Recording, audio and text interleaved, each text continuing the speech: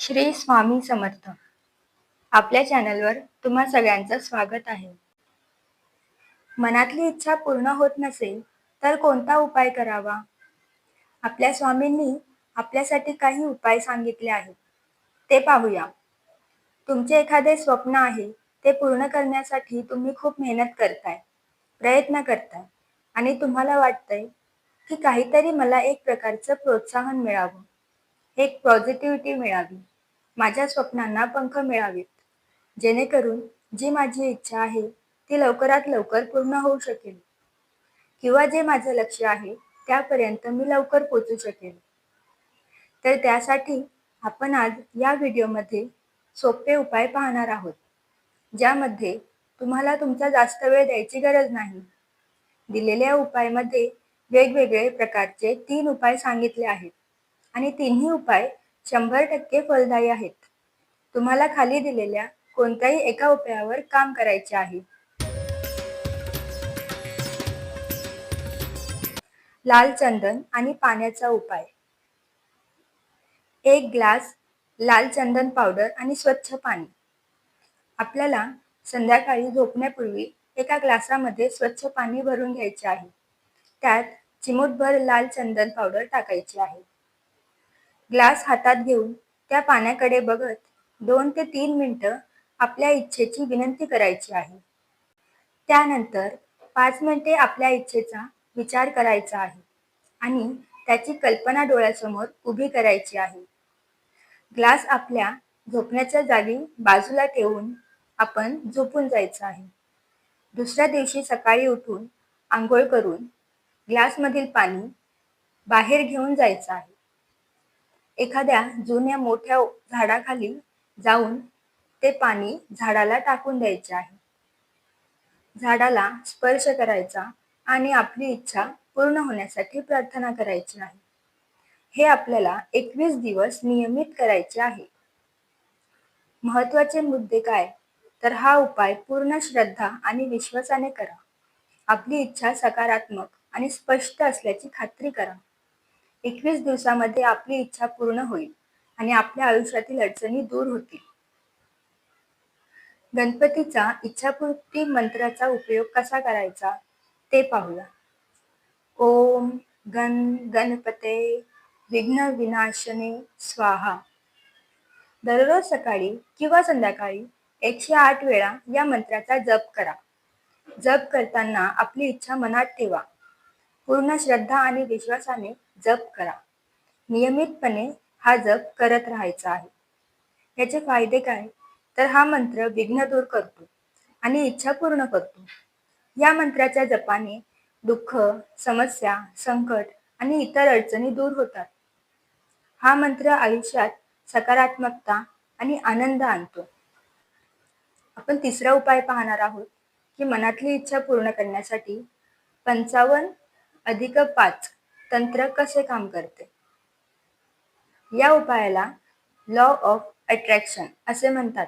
या उपायामध्ये आपल्या सभोवताली असलेल्या सकारात्मक ऊर्जेचा उपयोग करून आपण आपली इच्छा पूर्ण करू शकतो. ही पद्धत खूप प्रभावशाली आहे आणि असंख्य लोकांना याचा अनुभव सुद्धा आला आहे. तर ह्यासाठी आपल्याला काय लागणार आहे?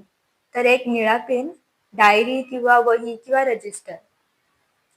यासाठी वेळ आहे सकाळी ब्रह्ममुहूर्त किंवा संध्याकाळी झोपण्यापूर्वी आणि दिवसभरात वेळ असल्यास कधीही.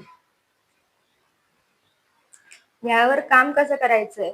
शांत जागेवर बसून डोळे बंद करा. तुमची इच्छा एका वाक्यात लिहा. वाक्याखाली थँक यू युनिवर्स असे लिहा. हे 5 दिवस रोज करा. पूर्ण मजकूर 55 वेळा 5 दिवस लिहायचा आहे. उदाहरणार्थ काय?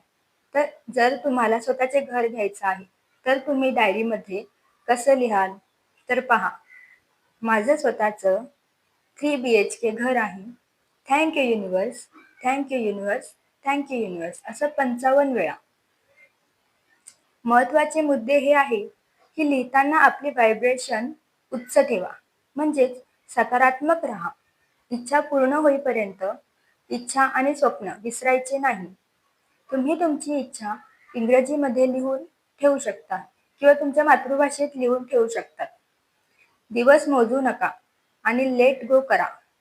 5 दिवसानंतर तुम्ही वही सुरक्षित ठिकाणी ठेवून द्या आणि विसरून जा की तुम्ही 5 दिवस हे कार्य केले आहे. ज्यामुळे तुम्ही सगळी जबाबदारी युनिव्हर्सवर सोपवली आहे असं होईल. विश्वास ठेवा की तुमची इच्छा पूर्ण होईल. स्वामींच्या भक्तीमधून इच्छा असू नये का? असं काही जण विचारतात. होय, स्वामींच्या भक्तीमध्ये शुद्ध हेतू आणि आत्मसमर्पण महत्वाचे आहे. आपण कठीण परिश्रम करतो आणि स्वामींवर विश्वास ठेवतो, तेव्हा ते आपल्या गरजा पूर्ण करतात. कोणता मंत्र जप करायचा? असाही काही प्रश्न असतात. या उपायामध्ये कोणत्याही विशिष्ट मंत्र जप करण्याची आवश्यकता नाही. परंतु आपल्या इच्छेसाठी, आपली इच्छा पूर्ण होण्यासाठी श्री गणेशाचा मंत्र जप करणे शुभ मानले जाते. इच्छा पूर्ण करण्याची तंत्र कोणती आहेत? ही लॉ ऑफ अट्रॅक्शनवर आधारित एक तंत्र आहे. या तंत्रात आपण आपल्या इच्छेवर लक्ष केंद्रित करून विश्वाचा सकारात्मक ऊर्जेचा वापर करत असतो. मला कोणत्याही वस्तूसाठी ही तंत्र करता येईल का? होय, स्वतःचे घर, गाडी, नोकरी किंवा इतर कोणत्याही इच्छेसाठी आपण हे तंत्र करू शकतो. स्वामींच्या कृपेने सर्वच स्वामी भक्तांचे थोड्याफार वेळाने चांगले होत असते. आपल्याला गरज आहे ती निस्वार्थ भक्तीची. आपल्या मनातील इच्छा पूर्ण होण्यासाठी आपण खूप श्रम घेत असतो, परंतु कधी-कधी त्यामध्ये आपल्याला यश येत नाही. त्यासाठी आपण या व्हिडिओमध्ये विविध प्रकारचे 3 असे उपाय पाहिले. तुम्हाला जो उपाय योग्य वाटत आहे तो करून बघा आणि धीर ठेवा. नक्कीच तुमची इच्छा पूर्ण होईल. जर तुम्हाला आमचा व्हिडिओ आवडला असेल तर नक्कीच कमेंट करून सांगा आणि असले इतर उपायांसाठी ह्या चॅनलला सबस्क्राईब करा. श्री स्वामी समर्थ.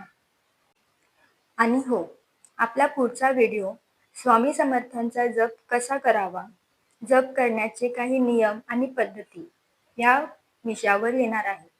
सर्व स्वामी भक्त नेहमी स्वामींचे नामस्मरण करत असतात, परंतु जेव्हा ते नामस्मरण करतात तेव्हा नाम जपताना माळ कशी धरायची, कोणती मुद्रा माळ जपताना योग्य आहे हे त्यांना माहीत नसते.